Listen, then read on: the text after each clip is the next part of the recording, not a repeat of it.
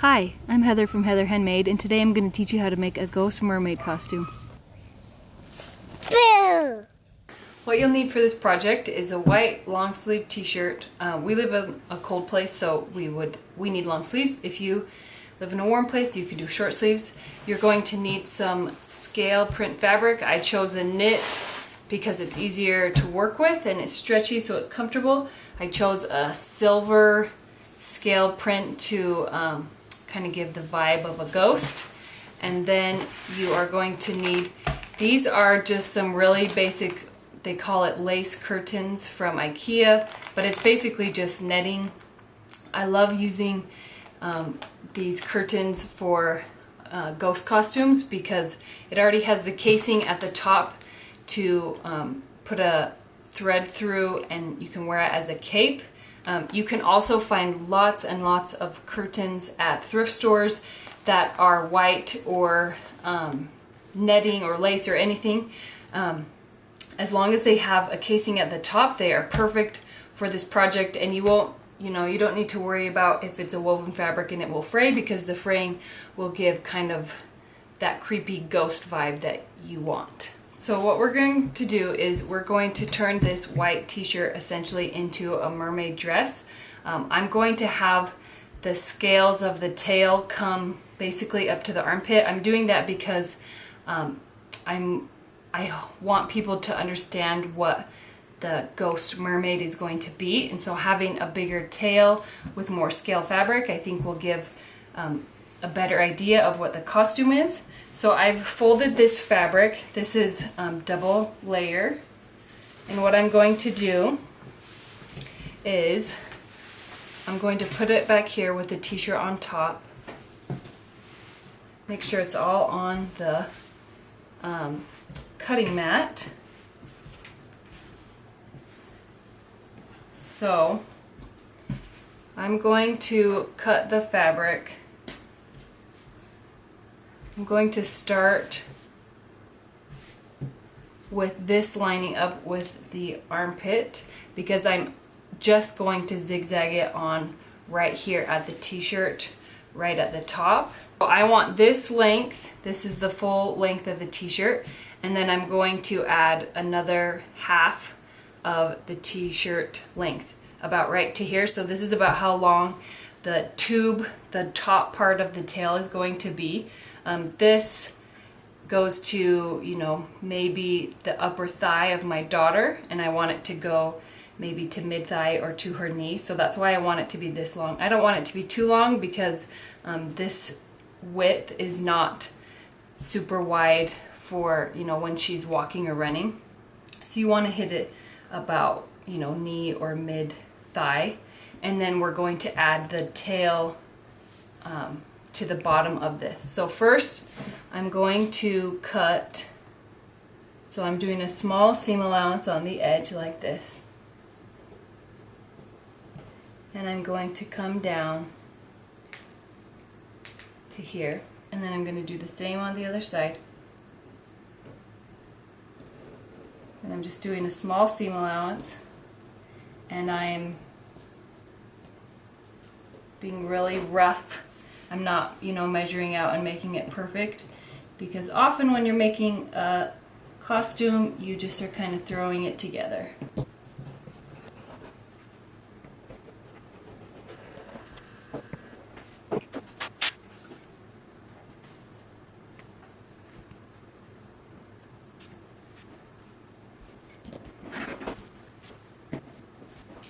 Now we're going to cut out the tail, and we're doing that by just cutting a big circle, like a circle skirt to go to the bottom of the tube of the tail.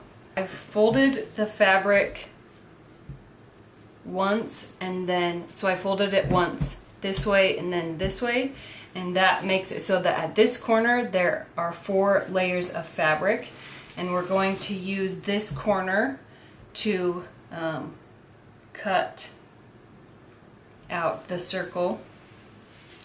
So basically you're going to cut as long as you can, all the way around, and this is It's about 14 inches long, but then we need to cut out a radius. So I want my skirt to be about 11 inches long, so I'm going to cut at the 11-inch radius. And you can mark and measure this out if you want. So there's that. And then we're going to cut a big circle around here.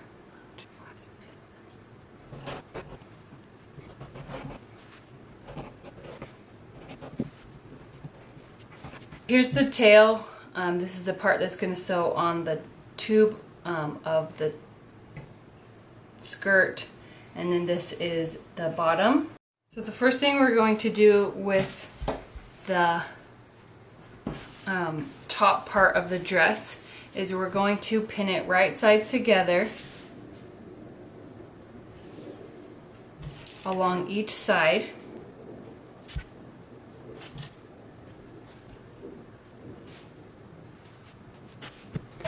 And I'm going to sew straight up along each side.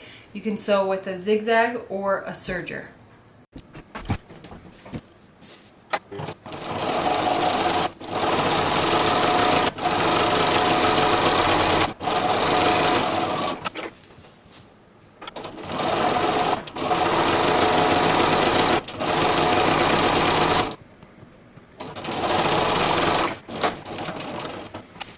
So turn the tube right side out. And now we take we're going to take the tail and sew it onto here. So first we need to split both of them up into 4 equal sections.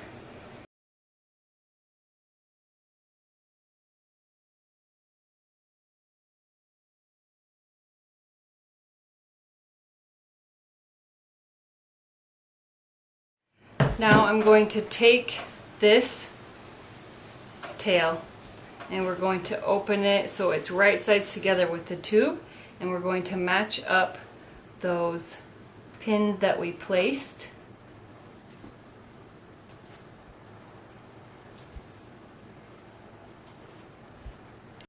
Now I'm going to pin in between each of the 4 pins to keep it in place.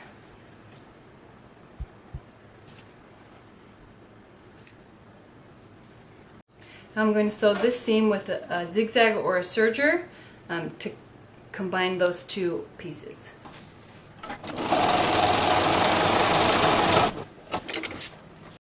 So turn the skirt down. So you see you have this big tail down here at the bottom with the skirt. And the last thing we're going to do is we are going to sew the skirt onto the t-shirt. So what you do is you're going to slip the t-shirt inside like this.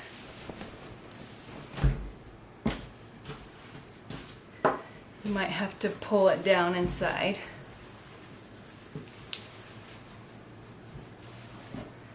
Then we are going to pin the top of this skirt just under the armpit all the way around the t-shirt.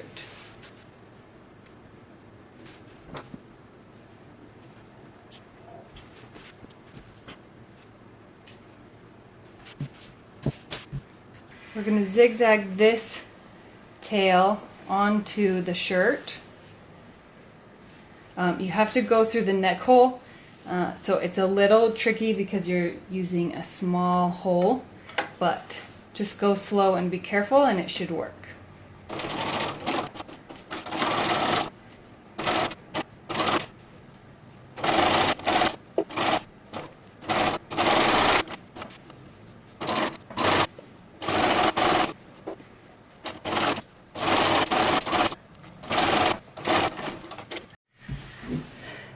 Now that this has been sewn on with the zigzag, you can go inside and cut the bottom off of the t-shirt if you like. You can also leave it on. So I've opened up the curtain and I'm going to cut off this tag. So I've measured my daughter from shoulder to the floor, and that is how long I'm going to cut this curtain. And because it's pretty wide, which depending on the curtain panel you get, you're going to have a lot of fabric to deal with. And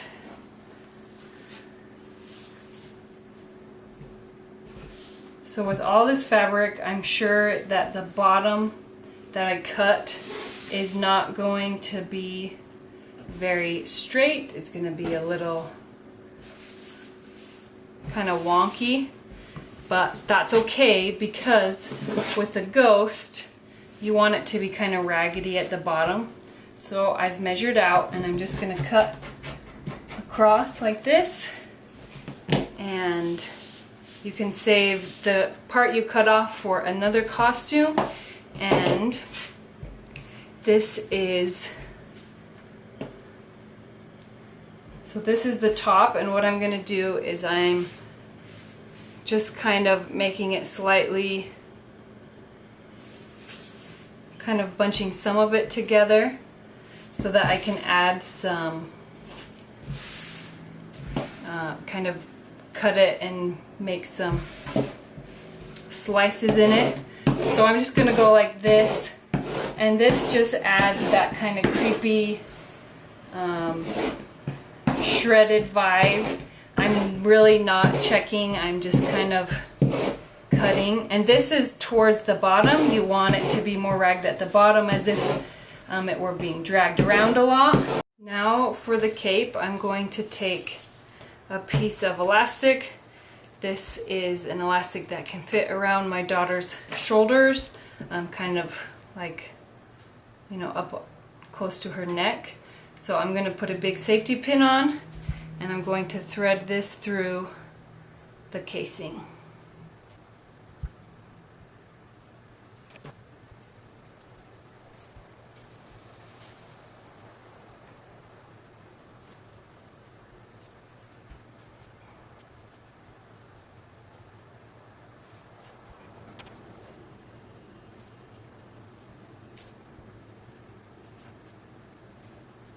When you get to this side, when both are pulled through, you're going to tie one side of the elastic into a loop. So I'm just doing a knot. Oh, I lost it.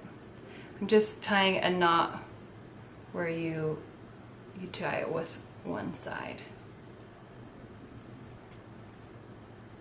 It doesn't really matter what it looks like as long as it's a knot. And then on the other side, I'm just going to sew the elastic at the end here like this, but I have a button I'm going to sew here, so this will be how the cape stays on.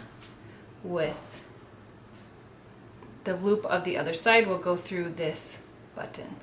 So I'm sewing through the casing and the elastic so that it keeps it in place, and I'm just doing a couple of stitches.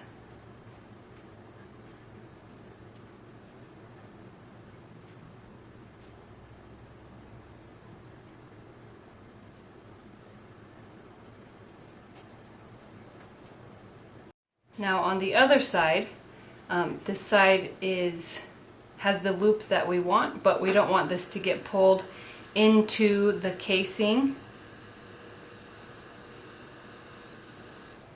So I'm just going to do a couple of stitches here at the end, really to keep the elastic from being pulled in, but it's not really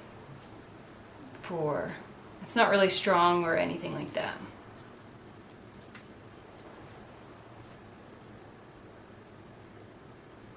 And that is how you make the dress of the Ghost Mermaid.